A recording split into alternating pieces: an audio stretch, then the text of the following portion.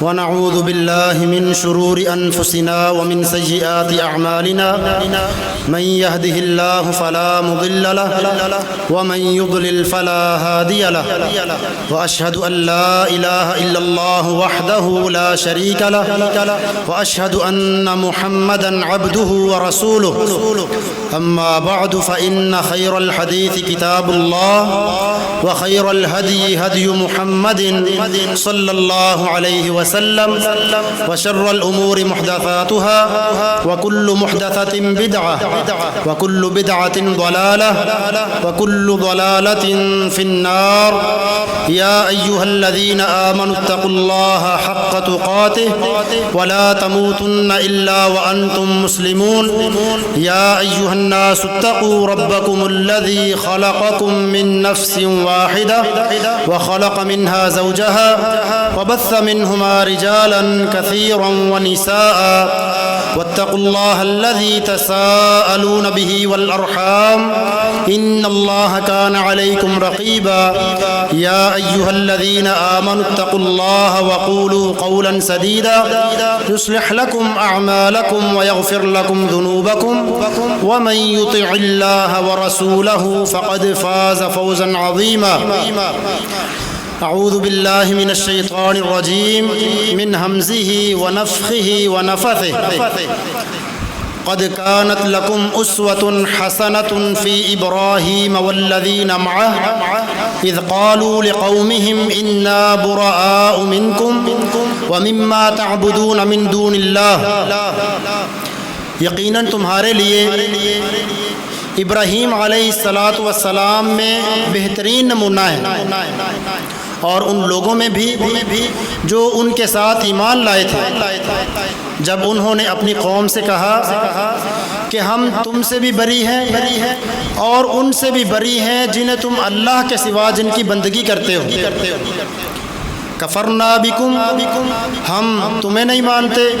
وبدا بیننا وبینکم العداوۃ والبغضاء ابدا اور ہمیشہ کے لیے ہمارے اور تمہارے درمیان بغض وہ ظاہر ہو چکا ہے. حتی تؤمنوا باللہ وحدہ یہاں تک کہ تم ایک اللہ رب العالمین پر ایمان لے آؤ. محترم بزرگوں، بھائیوں اور عزیزوں، سورہ مریم کی سورۃ الممتحنہ کی ایک آیت میں نے آپ کے سامنے پڑھی ہے. اس میں اللہ تبارک و تعالی نے امت محمد صلی اللہ علیہ وسلم کو ایک نصیحت فرمائی ہے اور ایک حکم دیا ہے کہ تم نے ابراہیم علیہ السلام کی زندگی کو نمونہ بنانا ہے. وہ نمونہ کس چیز میں ہے؟ فرمایا وہ توحید کے اندر، ایمان کی غیرت کے اندر، اللہ رب العالمین کو ایک ماننے میں اور اللہ کے سوا جتنی بھی چیزوں کی عبادت کی جاتی ہے اس کا انکار کرنے میں تم نے ابراہیم علیہ السلام کو نمونہ اور ماڈل بنانا ہے. اس کی وجہ کیا ہے کہ ابراہیم علیہ السلام کی پوری زندگی وہ اللہ تبارک و تعالیٰ کے لیے اللہ کے راستے میں فوت ہونے تک ساری زندگی اللہ کے لیے انہوں نے قربان کر دی. جب سے نبی بنے آخر وقت تک آزمائشیں ان پر آتی چلی گئیں لیکن وہ اللہ کے بندے ایسے تھے کہ ڈٹے رہے، ذرا بھر پیچھے نہیں ہٹے.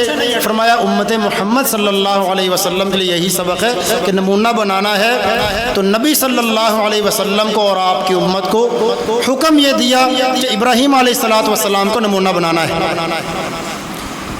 ابو سعید خدری رضی اللہ عنہ کی ابن حبان میں حدیث ہے، فرماتے ہیں رسول اللہ صلی اللہ علیہ وسلم نے فرمایا قال موسیٰ یا ربی علمنی شیئا اذکرک وادعوک بہ.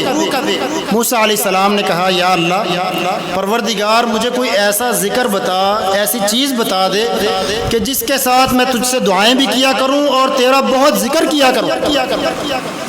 قال یا موسیٰ قل لا الہ الا اللہ. اللہ تعالیٰ نے فرمایا اے موسیٰ لا الہ الا اللہ کہا کر. انہوں نے کہا یا ربی کل عبادک یقولون ھذا، پروردگارہ سارے بندے یہ تو کہتے ہیں، جتنے مسلمان بندے سارے لا الہ الا اللہ پڑھتے ہیں۔ اللہ تعالیٰ نے فرمایا یا موسیٰ لو ان السماوات السبع والارضین السبع فی کفۃ ولا الہ الا اللہ فی کفہ، فرمایا اے موسیٰ اگر ساتوں زمینیں اور 7 آسمان وہ ایک ترازو کے ایک پلے میں رکھ دیے جائیں اور لا الہ الا اللہ، اللہ کے سوا کوئی بندگی کے لائق نہیں ہے، یہ بندہ عقیدہ رکھ کر صرف منہ سے کلمہ پڑھنے والا نہ ہو، عقیدہ بھی دل سے یقین بھی ہو، عمل بھی اس کے مطابق ہو، فرمایا ایک پلے کے اندر پلڑے میں یہ رکھ دیا جائے مالت بہن لا الہ الا اللہ، ساری عبادات سے لا الہ الا اللہ کا پلڑا وہ فرمایا بھاری ہو جائے گا، مائل ہو جائے گا، جھک جائے گا، فرمایا یہ وہ بہت بڑی بات۔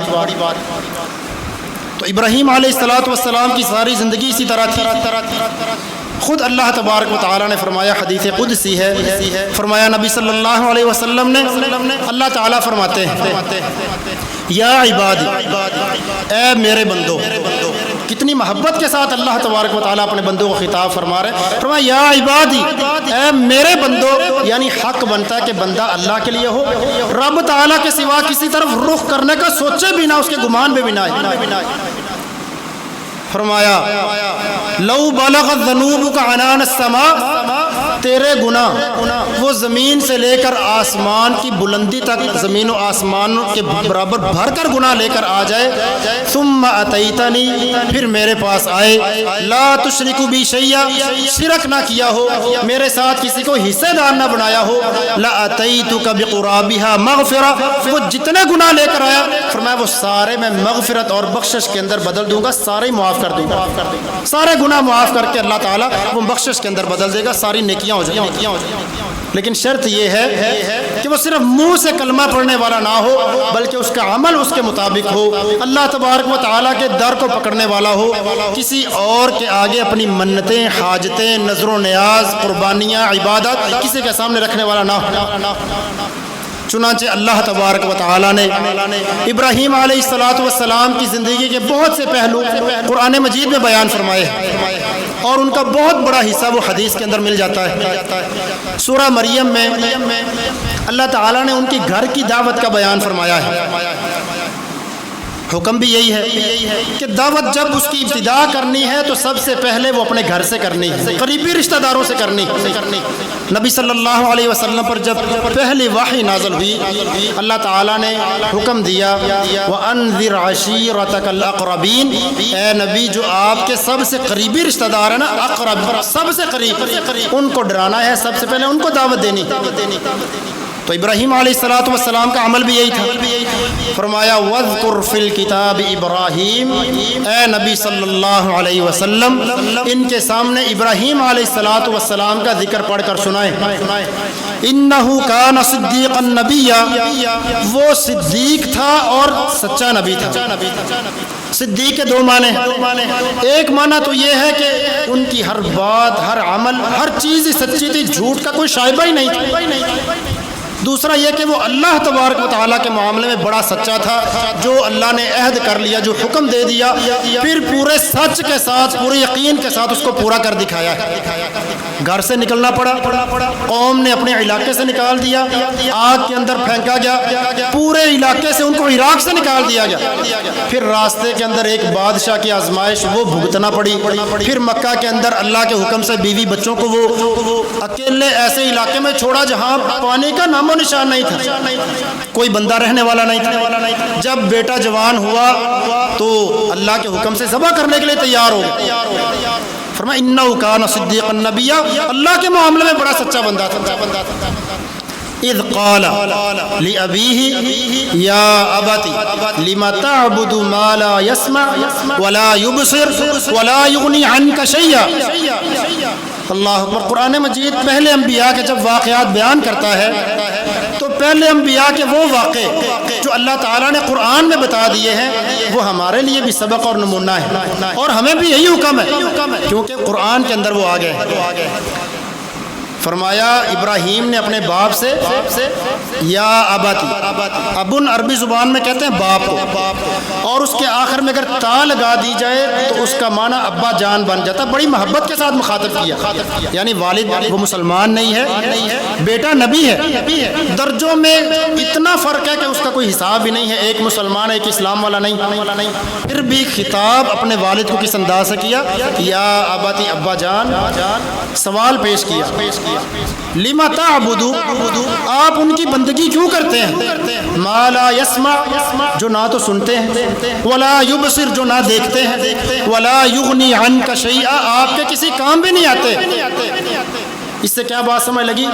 معبود وہ ہے جو ہمیشہ ہر وقت سنتا ہو، ہر وقت دیکھتا ہو، کوئی چیز اسے چھپی ہوئی نہ ہو، اور کام آنے کی صلاحیت رکھتا ہو. اور اللہ تعالیٰ نے آیت الکرسی میں اور بھی خوبیاں بیان کی ہیں جو معبود کے اندر ہونی ضروری ہے. فرمایا الحی القیوم، ہمیشہ سے زندہ ہو، خود بھی ہمیشہ سے قائم ہو، دوسروں کو قائم رکھنے والا ہو.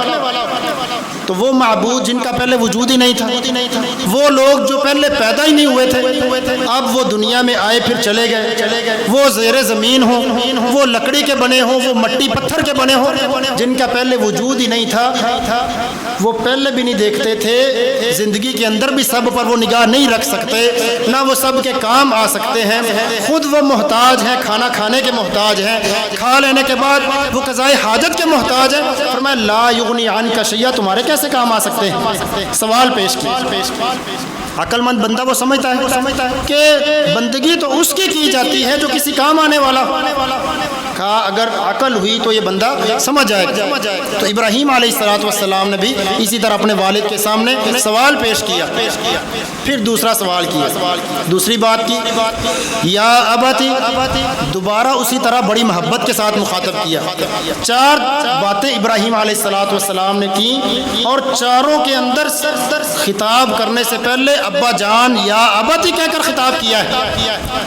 فرمایا انی قد جاءنی من العلم ما لم یأتک، یہ نہیں فرمایا کہ میں عالم ہوں آپ جاہل ہیں، میں نبی ہوں آپ کے پاس تو کوئی چیز ہی نہیں. فرمایا میرے پاس کچھ وہ علم آیا ہے ما لم یأتک، جو آپ کے پاس نہیں آیا. یعنی اللہ کا علم غیب، اس کا تو کوئی حساب ہی نہیں ہے. من العلم، من کے ساتھ کہا کہ کچھ اس علم میں سے اللہ نے مجھے عطا کیا جو نبوت کا ہے، جو آپ کے پاس نہیں آیا. فاتبعنی، میرے پیچھے چلیں، اہدک صراطا سویا، میں آپ کو سیدھی راہ پر لے جاؤں گا. یعنی اگر وہ یہ کہتے کہ آپ تو جاہل ہیں، میں نبی ہوں، ہو سکتا تھا وہ ضد کے اندر آ کر کہ میری شان میں گستاخی ہو رہی، بیٹا ہو کر وہ اس طرح کی زبان استعمال کرتا. بڑی محبت کے ساتھ خطاب کیا کہ باپ کو کسی طرح کا غصہ بھی نہ آئے، اور والد کا احترام بھی سامنے تھا. اس سے یہ مسئلہ بھی سمجھ آتا ہے کہ کئی دفعہ وہ ایک بات چھوٹے بندے کو معلوم ہوتی ہے، بڑے بندے کے علم میں نہیں ہوتی. اس کو اپنی انا کا مسئلہ بنا کر سامنے کہہ دینا کہ بھائی ہماری تو عمریں گزر گئی ہیں، ہم نے دھوپ میں بال سفید نہیں کیے، ہمیں مسئلے کا پتہ نہیں تھا، تم کل کے لڑکے ہو کر تمہیں بڑا پتہ ہے. نہیں، قرآن مجید جو طریقہ بتاتا ہے کہ علم کی بات، قرآن و حدیث کی بات اگر وہ چھوٹے آدمی کے پاس بھی ہے، بڑے بندے کے پاس دلیل آ جاتی ہے تو وہ اس کو اپنی انا کا مسئلہ نہ بتائے، بلکہ قرآن و حدیث کے پیچھے چل پڑے. وہ یہ نہ کہ فلاں امام کو پتہ نہیں تھا. بھائی انبیاء کے بعد کسی بندے سے بھی غلطی ہو سکتی ہے. جس بندے کے پاس قرآن و حدیث کی بات آ گئی، پھر ہم بغیر کسی چون چرا کے اس کے پیچھے چلنے والے ہیں. اہدکا، میں آپ کو ہدایت دیتا ہوں، صراطا سویا، سیدھی راستے کی. یہاں کئی لوگ کہتے ہیں دیکھو جی ابراہیم علیہ السلام کہہ رہے ہیں میں آپ کو سیدھے راستے کی ہدایت دیتا ہوں. اہدکا، اس سے یہ بات سمجھ لگتی ہے کہ انبیاء وہ ہدایت دے سکتے ہیں، ان کے اختیار میں. اور ایک آیت اور پڑھ کر سناتے ہیں کہ اللہ تعالیٰ نے فرمایا وَإِنَّكَ لَتَهْدِي إِلَىٰ صِرَاطٍ مُسْتَقِيمٍ، اے نبی آپ سیدھے راستے کی ہدایت دیتے ہیں. اس لیے انبیاء وہ ہدایت دے سکتے ہیں. حالانکہ اگر غور کریں تو اللہ تبارک و تعالیٰ نے اس کا جواب قرآن مجید میں دے دیا ہے. فرمایا انک لا تہدی من احببت، اے نبی جسے آپ چاہیں آپ ہدایت نہیں دے سکتے، ولکن اللہ یہدی من یشاء، لیکن اللہ جسے چاہتا ہے انہیں ہدایت دیتا ہے.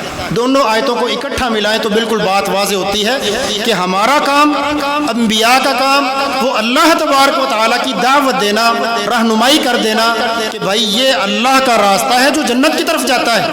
یہ انبیاء کرام کرتے تھے اور انہوں نے پورے حق ادا کر دیا یہ پیغام پہنچانے میں. دلوں کو پھیر دینا اور راستے کی توفیق دے دینا کہ وہ بندہ مسلمان بھی ہو جائے. فرمایا لا تہدی من احببت، یہ آپ کا کام نہیں. اگر یہ انبیاء کے کرام کے اختیار میں ہوتا، لوط علیہ السلام کا اللہ تعالیٰ نے 12ویں پارے سورۃ ہود میں فرمایا یہ بندہ، ان کا بیٹا مسلمان نہیں ہو سکتا، بیوی مسلمان نہیں ہو سکتی. نوح علیہ السلام کی جو گھر والی تھی وہ مسلمان نہیں. فرعون کافر تھا، ان کی جو بیوی تھی وہ اللہ تعالیٰ کے ہاں وہ مسلمان تھی. فرمایا یخرج الحی من المیت ویخرج المیت من الحی، یہ اللہ کا قانون ہے کہ زندوں سے مردے نکال دیتا ہے، مردوں سے زندے نکال دیتا ہے. اس لیے یہ کہنا کہ فلانے نبی کا بیٹا مسلمان نہیں تھا، فلانے نبی کے والدین مسلمان نہیں تھے، اس میں اس نبی کی کوئی گستاخی یا شان میں کوئی کمی آتی ہے؟ فرمایا نہیں، یہ تو اللہ تبارک و تعالیٰ کا قانون ہے، جسے چاہتا ہے ہدایت دیتا ہے، جسے چاہتا ہے ہدایت نہیں دیتا. اس لیے دلوں کو پھیر دینا یہ اللہ تبارک و تعالیٰ کا کام ہے. اور جو ابراہیم علیہ السلام نے فرمایا اہدک صراطا سویا، میں آپ کو سیدھے راستے کی رہنمائی کر دوں گا، ہدایت دوں گا. اصل ہدایت دینا، دل کو پھیر دینا، توفیق عطا کر دینا، یہ اللہ تبارک و تعالیٰ کا کام ہے. یا ابتی لا انی اخاف ان یمسک عذاب من الرحمن، ابا جان مجھے اس بات کا خوف ہے کہ کہیں آپ کو شیطان کی وجہ سے ان یمسک عذاب من الرحمن، کہ رحمان کی طرف سے کوئی عذاب آپ کو نہ چھو لے، آپ کو عذاب نہ پہنچے. آپ اگر اس شرک پر فوت ہو گئے تو اللہ تعالیٰ کا عذاب آ سکتا ہے. فتکون للشیطان ولیا، مسلمان نہ ہوئے اسی شرک پر مرے، پھر آپ اللہ کے دوست نہیں ہوں گے، شیطان کے ولی ہوں گے. یا ابتی لا تعبد الشیطان، ابا جان شیطان کے ولی نہ ہوں، اس کی بندگی نہ کریں. ان الشیطان کان للرحمن عصیا، شیطان تو ہمیشہ سے وہ اللہ رب العالمین کا، رحمان کا عصیا، بڑا ہی نافرمان ہے. اب شیطان کی عبادت تو کوئی بھی نہیں کرتا. وہ لوگ کس کی عبادت کرتے تھے؟ مٹی کے اور پتھر کے بت بنا کر عبادت کرتے تھے. جبکہ ابراہیم علیہ السلام کہہ رہے ہیں کہ شیطان کی عبادت نہ کرے. یعنی اللہ رب العالمین کے سوا جو کسی کے سامنے بندگی کرتا ہے، عبادت کرتا ہے، حقیقت میں وہ شیطان کو خوش کرتا ہے، شیطان کی بندگی کرتا ہے. وہ رحمان کا وہ بندہ نہیں ہے، وہ شیطان کا بندہ ہے. بڑی محبت کے ساتھ باتیں پیش کر دی. اب آپ دیکھیں ابراہیم علیہ السلام بات کرنے سے پہلے بڑی محبت سے ابا جان کہہ کر مخاطب کر رہے ہیں. اب باپ کا جو انداز تخاطب ہے کس طرح وہ مخاطب کرتا ہے، کہنے لگا اراغب انت عن آلہتی یا ابراہیم، آخر میں نام لیا بیٹے کا. اتنے اس کو نفرت ہوگی اپنے بیٹے سے، سب سے آخر میں نام لیا. کہا میرے آلہہ، میرے معبودوں سے بے رغبتی کرتا ہے.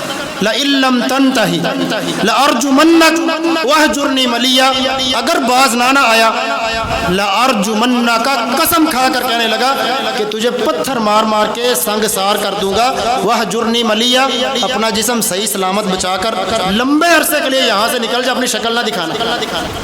یہاں سے فرق ہوتا ہے کہ وہ تعلقات جو رشتہ داری کی وجہ سے ہیں اور وہ تعلقات جو عقیدہ کی وجہ سے بنتے ہیں. رشتہ داری کے تعلقات بہت پیچھے رہ جاتے ہیں جب اسلام اور کفر کی محبتیں آگے آ جائیں.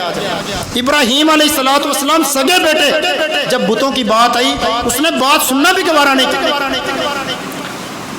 ابو بکر رضی اللہ عنہ مسلمان ہوئے، بیٹا ابھی کافر تھا. بدر کا معرکہ ہوا تو بیٹا بعد میں مسلمان ہو گیا. کہنے لگا ابا جی آپ میرے تلوار کے سامنے آئے تھے، میں نے والد سمجھ کر چھوڑ دیا تھا. سبحان اللہ. ابو بکر کہنے لگے بیٹے تو نے تو چھوڑ دیا تھا نا, اگر تو میری تلوار کے سامنے آ جاتا نا, میں نے محمد صلی اللہ علیہ وسلم کو حکم سمجھ کر تیری گردن اڑا دینی تھی, میں نے نہیں اس کا خیال کرنا تھا. اسلام اور کفر کا فرق ہی یہاں سے ہوتا ہے. اور یہیں پر یہ بات بھی سمجھ آتی ہے کہ جب دلیل کسی بندے کے سامنے نہیں ہوتی, دلیل کے سامنے لاجواب ہو جاتا ہے, پھر وہ مرنے مارنے پر تل جاتا ہے. دلیل کا مقابلہ تو دلیل سے کیا جاتا ہے. شروع سے انبیاء جب بھی دعوت دیتے تھے یا تو دلیل کا مقابلہ کریں, جب ان کے پاس دلیل کا مقابلہ نہیں ہوتا تھا تو انبیاء کو یا وہ قتل کر دیتے یا وہ ان کو اپنی قوم سے نکال دیتے یا دھمکیاں دینی شروع کر دیتے. نوح علیہ الصلوۃ والسلام نے دلیلیں دی اللہ رب العالمین کے ایک ہونے کی. وہ کہنے لگے لئن لم تنتہی یا نوح لتکونن من المرجومین, اے نوح اگر باز نہ آیا اس دعوت سے جو اب دے رہا ہے, تجھے سنگسار جو لوگ کیے جاتے ہیں نا ان میں سے تجھے بھی شامل کر دیں گے. لوط علیہ السلام نے دعوت دی, ان کی قوم کہنے لگی لئن لم تنتہی یا لوط لتکونن من المخرجین, اے لوط اگر باز نہ آیا تجھے اس علاقے سے نکال دے گا. فرعون کی قوم میں سے کچھ لوگ مسلمان ہو گئے. فرعون اور اس کے جو سردار تھے کہنے لگے وَلَا أُصَلِّبَنَّكُمْ فِي جُذُوعِ النَّخْلِ, اگر موسیٰ کا ساتھ نہ چھوڑا تمہیں درختوں کے اوپر سولی چڑھا کر تجھے مار دیں گے یا ان کا ساتھ چھوڑ. نبی صلی اللہ علیہ وسلم نے دعوت دی, واللہ مکے والوں نے آپ ادھر سے نکال دیا. آپ جب نکلے کہہ رہے تھے مکہ کی طرف رخ کیا اور کہا اے مکہ تجھ سے بڑی محبت ہے, اگر تیری قوم مجھے یہاں سے نہ نکالتی اللہ کی قسم میں تجھے چھوڑنے کے لیے راضی نہیں تھا, یہ تو تیری قوم نے مجھے نکال دیا. یہ تو شروع سے طریقہ چلتا آ رہا ہے. اب بھی واللہ یہی صورتحال ہے. جو لوگ ایک اللہ کی توحید کا کلمہ تو پڑھنے والے ہیں, آپ ان کے سامنے کہیں بھئی آپ کلمہ پڑھتے ہیں, اللہ کے سوا کسی کے آگے جھکتے کیوں ہیں, اللہ کے سوا کسی کو اس وجہ سے کیوں پکارتے ہیں کہ بھئی ہماری سنتا نہیں ہے, ان کی موڑتا نہیں ہے. یہ جملہ درست نہیں ہے. ڈائریکٹ اللہ تبارک و تعالیٰ کو دعا کریں, اس کو پکاریں, اللہ بندوں کی طرح نہیں ہے. آپ یہ مثالیں دیتے ہیں کہ بھئی دیکھو کسی بادشاہ سے ملنا ہو, کوئی اپنی حاجت پوری کروانی ہو تو درمیان میں وسیلے تو ڈالے جاتے ہیں نا, اسی لیے ہم ان بزرگوں کو وسیلے ڈالتے ہیں. فرمایا لیس کمثلہ شیء, اللہ کی مثل کوئی چیز ہے ہی نہیں. لا تضربوا للہ الامثال, یہ جو مثالیں بیان کرتے ہو اللہ کے لیے نہ کرو. وہو السمیع البصیر, جہاں بھی پکارو وہ تمہاری بات خوب سنتا ہے, خوب دیکھتا ہے. جہاں بھی پکارو فإنی قریب, بندے میں تو بڑا قریب ہوں, پکار کا تو دیکھ, انی قریب, بڑا قریب اللہ تبارک و تعالی. رسول اللہ صلی اللہ علیہ وسلم نے فرمایا, صحیح بخاری کی حدیث ہے, اللہ تبارک و تعالی فرماتے ہیں وَإِنْ أَتَانِي, میرا بندہ اگر میرے پاس آئے, شبرن ایک ہاتھ ایک بالشت اگر میرے پاس آتا ہے, أَتَيْتُهُ ذِرَاعًا, میں اتنا ایک ہاتھ اس کی طرف آتا ہوں. یہ سمجھانے کے لیے اللہ تبارک و تعالیٰ اپنے بندوں کو فرما رہے ہیں وَإِنْ أَتَانِي ذِرَاعًا أَتَيْتُهُ بَاعًا, ایک ہاتھ میری طرف آتا ہے میں دونوں بازو بھرنے کے برابر رب تعالیٰ اس کی طرف آتا ہوں. وَإِنْ أَتَانِي يَمْشِي أَتَيْتُهُ هَرْوَلًا, میری طرف چل کر آئے میں رب العالمین اس کی طرف دوڑ کر آتا ہوں. یہ اللہ تعالیٰ بندوں کو فرما رہے ہیں. اللہ تعالیٰ کس طرح آتا ہے, ہمارا اس پر ایمان ہے. اس کی کیفیت کیا ہے وہ اللہ تعالیٰ نے بتائی نہیں ہے. اللہ کی صفات پر ایمان لانا وہ ہمارا کام ہے. اس کی کیفیت کس طرح آتا ہے فرمایا بندوں کی طرح نہیں ہے, جس طرح اس کی شان کے لائق ہے ہم اس پر ایمان رکھتے ہیں. انشاءاللہ باقی آئندہ بیان کریں گے. اللہ تعالیٰ جب تک زندہ رکھے عقیدہ توحید پر ہمیں زندہ رکھے, اور جب ہمیں وفات موت دے تو اللہ تعالیٰ اسی توحید پر ہمیں موت نصیب فرمائے. وآخر دعوانا الحمدللہ رب العالمین.